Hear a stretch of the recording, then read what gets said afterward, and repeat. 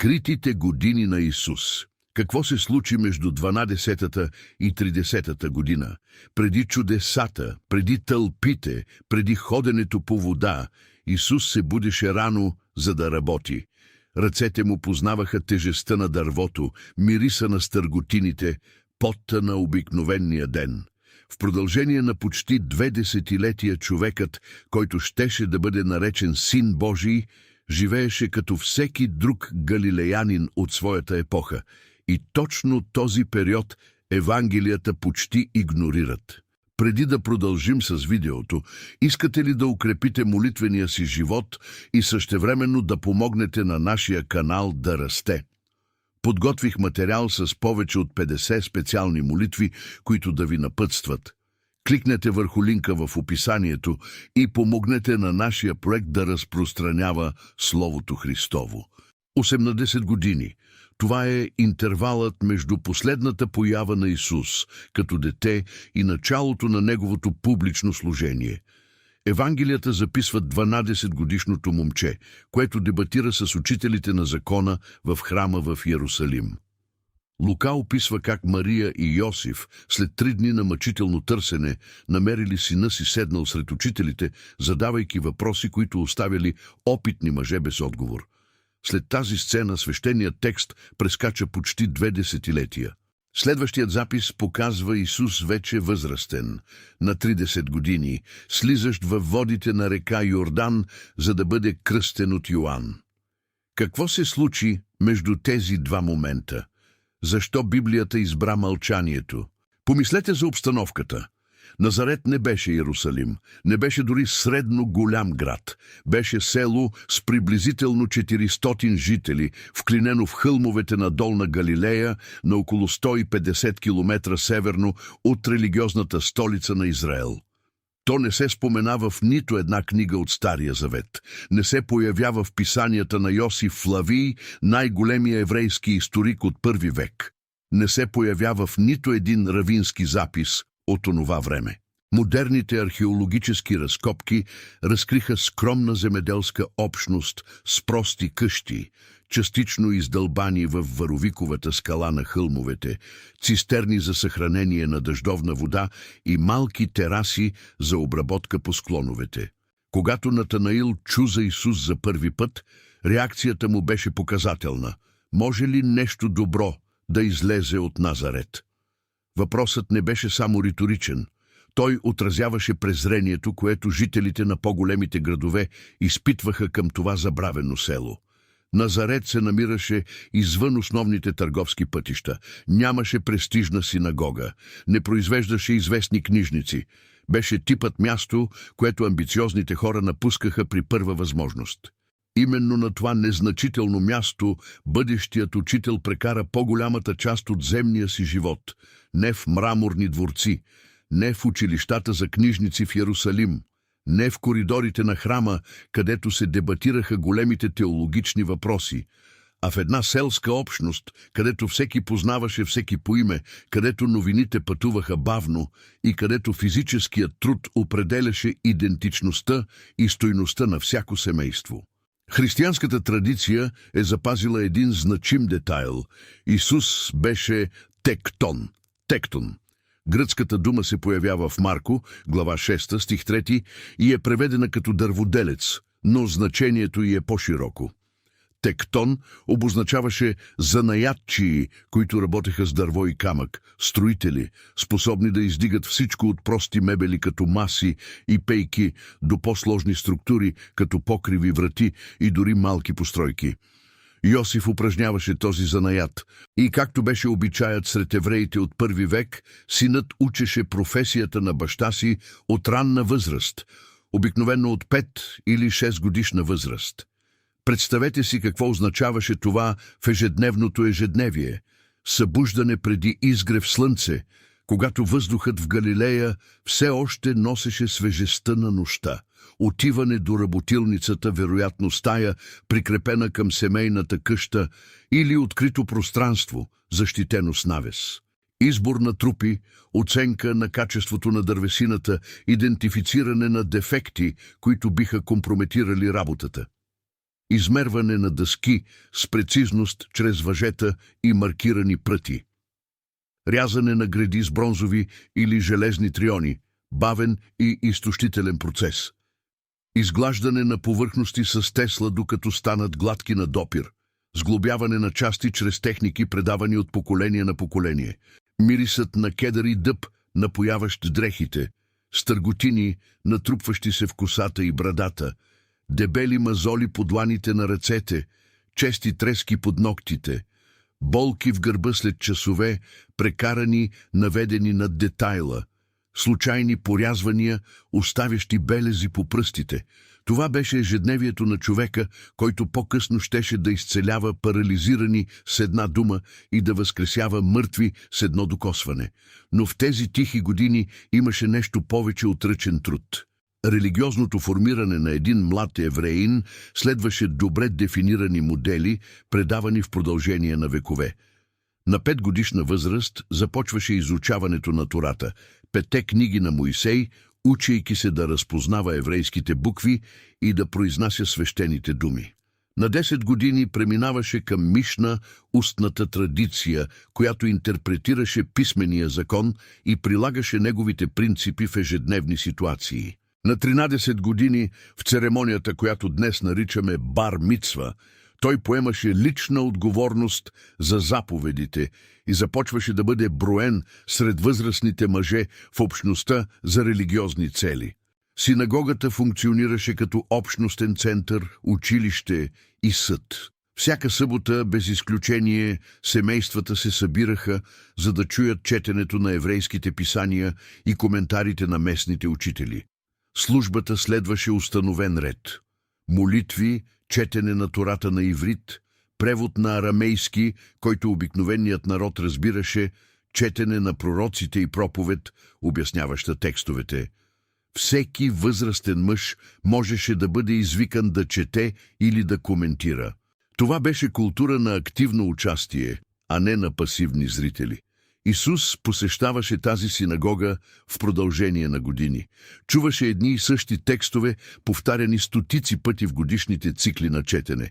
Запаметяваше цели псалми, обширни пророчества, детайлни исторически разкази. Лука записва, че като възрастен той влязъл в синагогата в Назарет в събота, получил свитъка на пророк Исаия, намерил точния пасаж, който искал, без колебание и чел с власт, която впечатлила всички. Това не се случва случайно. Това е резултат от десетилетия на дълбоко потапяне в писанията. Как един дърводелец от забравено село би могъл да познава толкова дълбоко свещените текстове, че да дебатира с учителите в Иерусалим на 12 години и да смълчава опитни фарисеи на 30? Отговорът се крие в скритите години, всеки ден на обучение в синагогата, всеки въпрос, зададен на местните учители, всяка дискусия с други младежи за значението на труден пасаж, всяка нощ, прекарана в самотно размишление върху наученото, знанието, което Исус щеше да демонстрира в публичното си служение, не се появи от нищото. То беше изградено тухла по тухла, стих по стих, в продължение на почти 3 десетилетия тиха и невидима подготовка. Помислете за политическата ситуация в Галилея през този бурен период. Рим доминираше в региона от 63 години преди Христа, когато генерал Помпей завладя Иерусалим след брутална обсада. Територията беше разделена на провинции и тетрархии, управлявани от комбинация от римски власти и марионетни крале от Иродиадовата династия. Данъците бяха брутални, проектирани да извлекат колкото се може повече от подчиненото население. Модерните историци изчисляват, че между 40 и 70% от селско-стопанската продукция е била консумирана от налози към империята, религиозни такси за храма и вноски за местните управители. Ирод Антипа, син на Ирод, който заповяда избиването на децата в Витлеем, управляваше Галилея през цялата младост на Исус. Това беше същият владетел, който по-късно щеше да заповяда обезглавяването на Йоан Кръстител заради критиката към незаконния му брак с неговата снаха и който щеше да се подиграва на Исус по време на процеса му в Иерусалим. Антипа беше известен със своята политическа хитрост и пресметната жестокост. Исус по-късно щеше да го нарече лисица, термин, който не беше комплимент.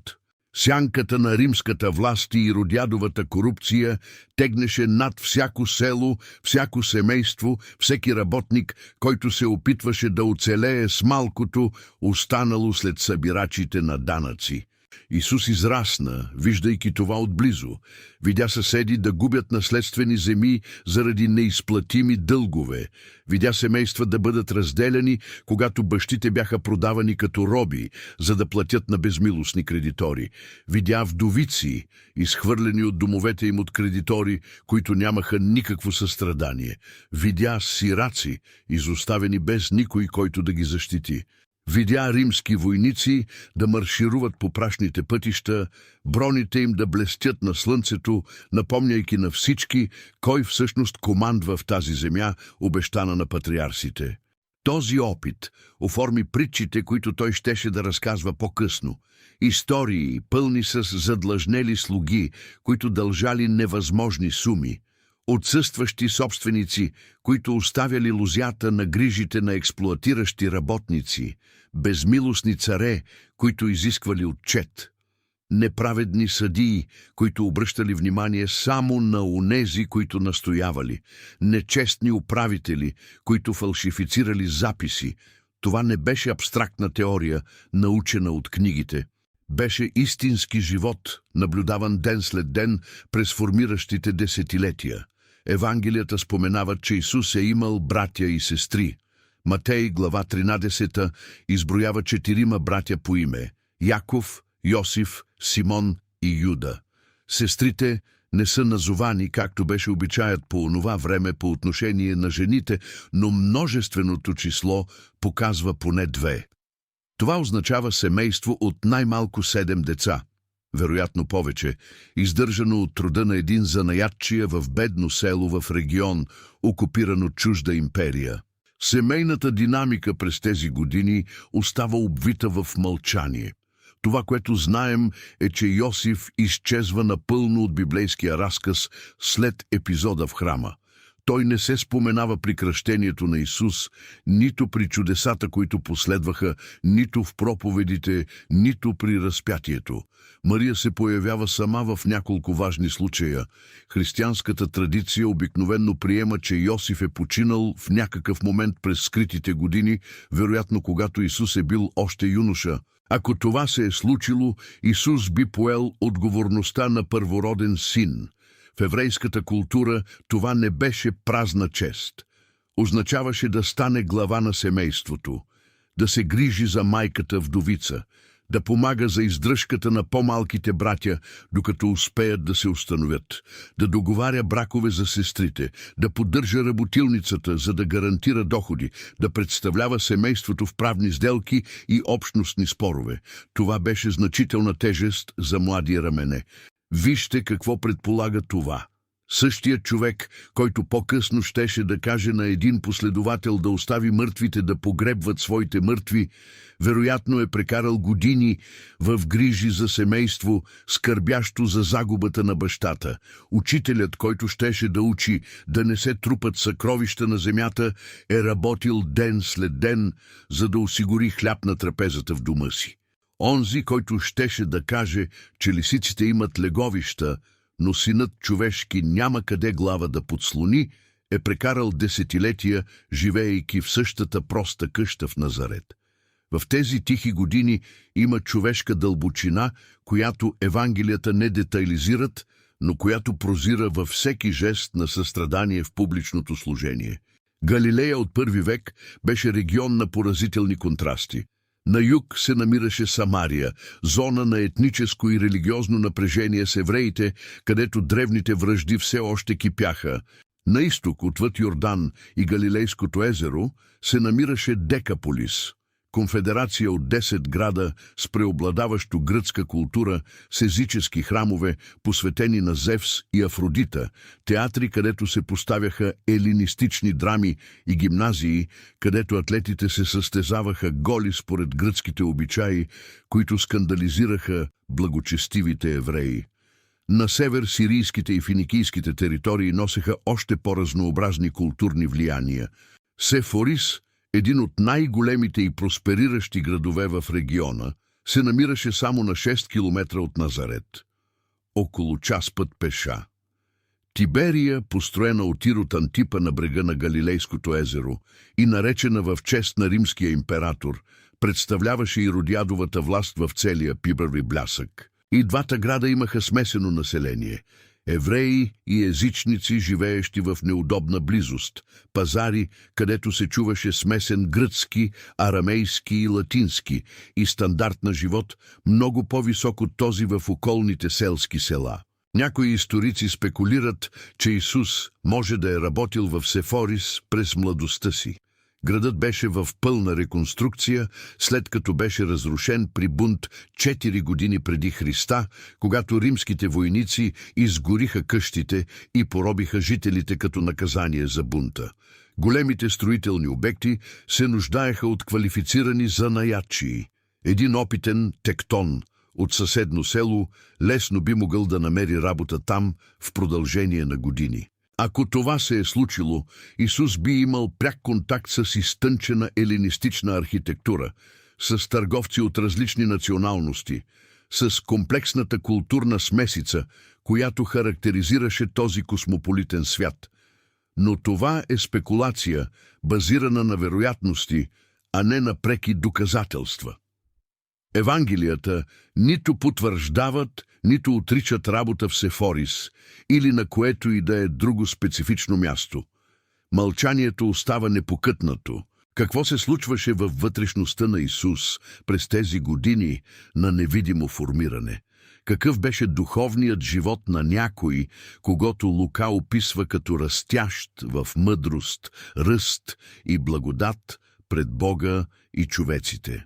Някои апокрифни текстове, написани векове по-късно от автори, които искали да задоволят любопитството, което каноничните евангелия не задоволявали, се опитали да запълнят празнините с фантастични истории.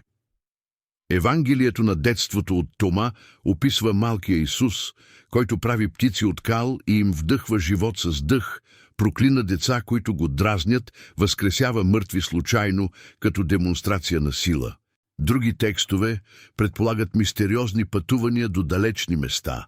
Индия, където би се учил от източни мъдреци. Египет, където би бил посветен в езотерични знания. Есейски общности в юдейската пустиня, където би усвоил аскетични дисциплини. Тези разкази разкриват повече за ненаситното любопитство на по-късните читатели, отколкото за историческата реалност на първи век. Няма достоверни доказателства за нито една от тези теории. Каноничните евангелия, написани от хора, които са познавали Исус или са интервюирали очевидци, са избрали мълчанието за тези години. И може би това мълчание е по-красноречиво от 1000 страници спекулации. Еврейската традиция ценеше 30-годишната възраст като крайъгълен камък на пълната зрялост. Левитите можеха да поемат пълни функции в службата на храма само от тази възраст, както е установено в Числа, глава 4. Йосиф от Египет беше на 30 години, когато стана управител под фараона, според Битие, глава 41. Давид беше на 30 години, когато започна да царува над целия Израел, както е записано във Втора книга Царства, глава 5. Съществува библейски модел на продължителна подготовка преди трансформиращи мисии. Мойсей прекара 40 години в египетския дворец, след това 40 години в Мадиамската пустиня, пасейки овце, преди най-накрая да получи призива при горящата капина на 80-годишна възраст. Това бяха десетилетия на мълчание между прибързаното бягство от Египет и епичния сблъсък с фараона. Илия прекара години скрит при потока Херит, преди пророческото му служение да избухне в сблъсък с пророците на Ваал. Павел, след драматичното си обръщане по пътя за Дамаск, прекара години в Арабия и след това в Тарс, преди да започне мисионерските си пътувания, които щеха да трансформират езическия свят. Моделът се повтаря в писанията. Големите призиви изискват дълги периоди на невидимо формиране. Исус не беше изключение от този божествен модел. Преди да говори на тълпите, той слушаше в мълчание. Преди да учи с власт, той се учеше с смирение. Преди да води ученици, той служеше на семейството си.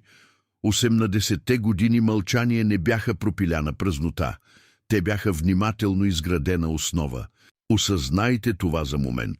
Когато Исус най-накрая отвори устата си, за да проповядва в синагогите на Галилея, думите му не бяха на начинаещ, експериментиращ с идеи за първи път. Те бяха на някой, който е прекарал почти 3 десетилетия в наблюдение на човешкото състояние отблизо, размишлявайки върху значението на писанията в мълчание, съзрявайки в интимно общение с Отца. Всяка притча за семена, които падат в различни видове почва, идваше от години гледане на земеделци, които сеят и жънат по склоновете на Галилея. Всяка история за мрежи, хвърлени в морето, носеше опита от познанството с рибари, които работеха в близкото езеро. Всяко споменаване на овце и пастири отразяваше внимателно наблюдение на стадата, които пасяха по хълмовете около Назарет. Сблъсъкът с фарисеите и книжниците, който щеше да бележи толкова много от публичното служение, не беше момент на импровизация. Той носеше хирургическата прецизност на някой, който е изучавал всеки детайл от закона и пророците в продължение на десетилетия. Когато Исус цитираше Моисей, Исаия или псалмите, той не се консултираше с бележки. Той черпеше от резервоар от знания, натрупани през годините на запаметяване и медитация. Властта, която впечатляваше тълпите, не идваше от нищото.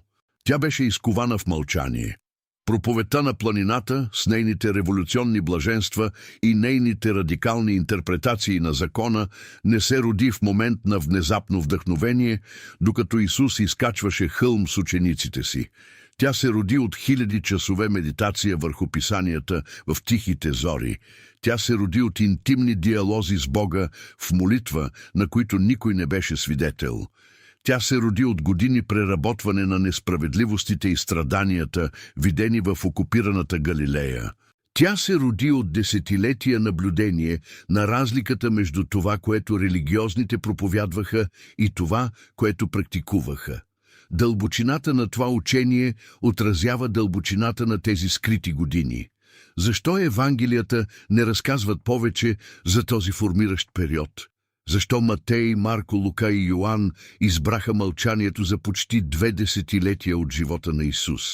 Може би защото целта на свещените текстове никога не е била да задоволят модерното биографично любопитство. Евангелията са провъзгласяване, а не биография в съвременния смисъл. Те се фокусират върху това, което авторите, вдъхновени от Светия Дух, считаха за съществено за вярата.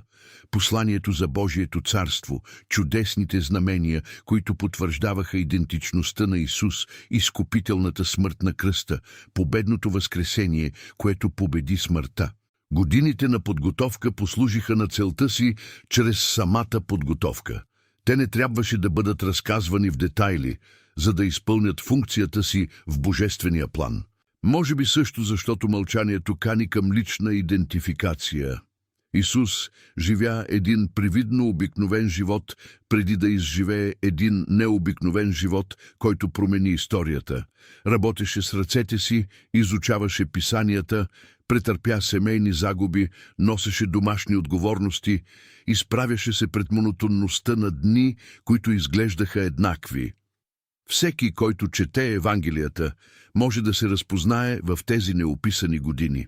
Може да си представи, че неговите собствени десетилетия на невидима рутина, на непразнуван труд, на тихо израстване, също могат да бъдат подготовка за нещо по-голямо, което все още не може да види. Последните години преди публичното служение пазят свои собствени мистерии. В някакъв момент Исус разбра, че е време да тръгне. Новината за Йоан Кръстител, проповядващ в юдейската пустиня на брега на река Йордан, стигна до Галилея и развълнува сърцата навсякъвде. Тълпи слизаха от селата към долината на Йордан, изповядвайки греховете си публично, потапяйки се във водите като знак за покаяние и подготовка за нещо ново, което предстоеше. Нещо се случваше в историята на Израел. Месианското очакване, винаги латентно в потиснатото еврейско сърце, придобиваше нова интензивност с гръмотевичната проповед на пророка от пустиня. Исус напусна Назарет. Напусна дърводелската работилница с нейните познати инструменти. Напусна братята си, които може би не разбираха решението му. Напусна майка си, която пазеше всички тези неща в сърцето си от обявяването на ангела. Измина 120 километра прашни пътища до долината на Йордан. Премина през Самария или заобиколи през долината на Йордан, както правеха евреите, които искаха да избегнат самарянската територия. Спусна се по склоновете до най-ниската точка на земната повърхност, където реката криволичеше между финикови палми, преди да се влее в мъртво море. Влезе в опашката на грешниците, които чакаха кръщение. Не се идентифицира като различен, не предяви привилегии, не обяви кой е. Просто изчака реда си като всеки друг разкаял се галилеянин. И когато Йоан го видя да се приближава, нещо се случи. Пророкът, който се изправяше срещу тълпите с дразновение, се поколеба. Аз имам нужда да се кръстя от тебе, а ти ли идваш при мене? Но Исус настоя. Остави сега, защото така ни прилича да изпълним всяка правда. И когато излезе от водите на Йордан, небесата се отвориха по начин, по който присъстващите можеха да засвидетелстват. Божият дух слезе във видим образ като гълъб, кацайки върху него. И глас изгърмя от небето, чуваем за онзи, който имаше уши да чуе. Този е моят възлюбен син, в когото е моето благоволение. Тихите години приключиха в онзи момент на брега на реката. 3 години, които щяха да променят историята на човечеството, започнаха. Но нищо от това, което дойде след това, не може да бъде адекватно разбрано без това, което дойде преди него. Чудесните изцеления, които Исус щеше да извършва по време на служението си, показваха човек, който познаваше човешкото страдание отблизо, а не отдалеч. Беше виждал болни по улиците на Назарет през целия си живот. Беше наблюдавал парализирани, просещи по пътищата на Галилея. Беше познавал слепи, които зависеха от чуждата благотворителност, за да оцелеят. Може би беше губил скъпи хора заради болести, които никой лекар не можеше да излекува. Когато докосваше прокажен, нарушавайки всички правила за ритуална чистота, това не беше дистанцираният жест на някой, който никога не се е приближавал до изключените. Беше докосването на някой, който е израснал в общество, където изключването беше ежедневно и болезнено. Храненията с митари и грешници, които скандализираха религиозните от онова време, имаха дълбок смисъл за някой, който познаваше сложността на истинския живот. За някой, който е работил с ръцете си в продължение на десетилетия, който познаваше ежедневната борба на бедните за оцеляване, който беше виждал събирачите на данъци да разрушават семейства с изискванията си. Тези хранения не бяха безплатна провокация, те бяха протегната милост към хора, които религиозната система отхвърляше като непоправими. Исус не виждаше абстрактни категории, когато гледаше хората. Виждаше конкретни човешки същества с лични истории, специфични болки, крехки надежди. Тази състрадателна визия беше оформена в Назарет през невидимите години, а не в теологичните училища на Йерусалим. Непогрешимата власт, с която учеше, изненадваше тълпите, които го слушаха. Книжниците и фарисеите цитираха други известни равини, за да обосноват своите интерпретации на закона. Изграждаха вериги от традиции, които водеха до предишни учители. Исус говореше от съвсем различно място. «Чули сте, че е било казано на древните», казваше той, «но аз ви казвам». Тази власт, която пренебрегваше посредниците, не беше човешка арогантност. Беше сигурност, изградена в десетилетия на интимно общение с Небесния Отец, в молитви, които преминаваха през цели нощи, в дълбоки мълчания, на които само Бог беше свидетел през тези скрити години. Честите сблъсъци с установената религиозна система разкриваха дълбоко познаване на нейните структурни недостатъци. Исус не критикуваше фарисеите като външен наблюдател, който не познава техните практики. Критикуваше като някой, който познаваше всеки детайл от устните традиции, всяка пролука между това, което проповядваха публично, и това, което практикуваха частно, всяка непосилна тежест, която поставяха върху раменете на обикновените хора, докато не мръдваха и пръст, за да им помогнат. Това прецизно знание не се появи магически, когато той навърши 30 години. То беше натрупано търпеливо в синагогите, в неформални дебати, в внимателни наблюдения през почти 3 десетилетия общностен живот.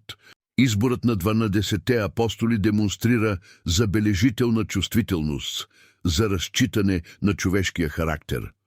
Груби рибари, като Петър и неговите съдружници, презрян събирач на данъци като Матей, националистически зилот като Симон, личности толкова разнообразни, че лесно биха могли да влязат в насилен конфликт, трябваше да функционират като единен екип. Как Исус разви тази необикновена способност да разпознава потенциал там, където другите виждаха само ограничения? Години на съжителство с различни типове хора по улиците на Назарет, по строителните обекти на Сефорис, при търговските пътувания из целия регион. Скритите години бяха интензивно училище по хуманност. Помислете за притчите, които Исус разказа. Сеячът, който излиза да сее и намира различни видове почва. Жената, която помита цялата къща, търсейки изгубена монета.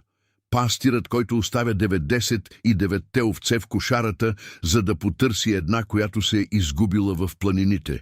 Бащата, който чака тревожно на пътя, ден след ден, сина, който е заминал за далечни земи, човекът, който открива съкровище, скрито в нива, и продава всичко, за да я купи. Търговецът, който търси скъпоценни бисери навсякъде, докато намери този с несравнима стойност. Всеки образ идва от свят, който Исус познаваше интимно чрез пряк опит. Това не са академични илюстрации, измислени, за да направят абстрактните концепции по-достъпни. Те са фрагменти от истинския живот, наблюдавани в продължение на години по хълмовете на Галилея, по пазарите на селата, в разговорите край кладенците, в нивите по време на жътва. Притчите имат мирис на пръст, текстура на ежедневие, тежест на изживяна човечност. Молитвата, която Исус научи учениците си, известна като «Отче наш», кондензира дълбока теология в изключително прости думи, които всяко дете може да запомни. «Отче наш, който си на небесата, да се свети Твоето име, да дойде Твоето царство, да бъде Твоята воля, както на небето, така и на земята. Насъщния ни хляб дай ни днес и прости нам дълговете ни, както и ние прощаваме на длъжниците си, и не въведи нас в изкушение, но избави ни от лукавия». Всяка фраза от тази молитва отразява конкретни преживявания, натрупани през скритите години. Борбата за ежедневния хляб на едно семейство, занаятчии в регион, където бедността беше всеобща. Дълговете, които измъчваха галилейските селяни под смазващата тежест на римските данъци и религиозните такси. Изкушенията на един млад човек в свят на военна окупация и системна несправедливост. Злото, което се проявяваше в потисничество, болести, преждевременна смърт, разбити семейства. Молитвата «Отче наш» не е теологична абстракция. Тя се ражда от изживени десетилетия. Публичното служение на Исус продължи приблизително 3 години, може би 3 години и половина, в зависимост от хронологията, която учените приемат. В този сравнително кратък период от време той обиколи села и градове в Палестина, получаваше тълпи, които понякога достигаха хиляди, изцели безброй болни от всякакъв вид немощи, изправи се срещу религиозни и политически власти, обучи група ученици да продължат делото му, беше предаден от един от тях, арестуван в Гецимания, съден незаконно през нощта, осъден от Пилат, разпънат на Голгота и възкръсна на 3-я ден. Интензивността е абсолютно впечатляваща. Но преди тези 3 години на публично служение дойдоха почти 30 години невидима подготовка. Пропорцията е значима и заслужава размисъл. 10 години формиране за всяка година видима дейност. Мълчанието беше 10 пъти по-дълго от звука. Семето остана заровено в тъмната земя много по-дълго, отколкото дървото остана видимо под слънцето. В това има дълбок урок за онези, които живеят в епоха, очакваща незабавни резултати. За онези, които искат да прескочат етапи и да стигнат бързо до целта. За онези, които подценяват периодите на привидна непродуктивност като изгубено време. Скритите години на Исус силно подсказват, че подготовката не е губене на време, тя е изграждане на солидна основа. Съвременната култура празнува видимостта над почти всичко останало. Социалните мрежи измерват човешката стойност в харесвания, споделяния и брой последователи. Кариерите се оценяват чрез бързи повишения и ранно публично признание. Успехът трябва да бъде мигновен, документиран и изложен, за да се счита за реален. В този контекст, обсебен от външния вид, скритите години на Исус предлагат радикален и необходим контрапункт.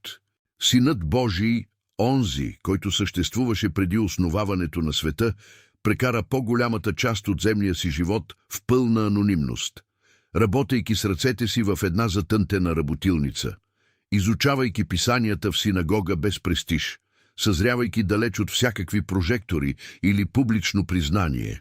Ако някой би могъл да започне мисията си по-рано, това беше той.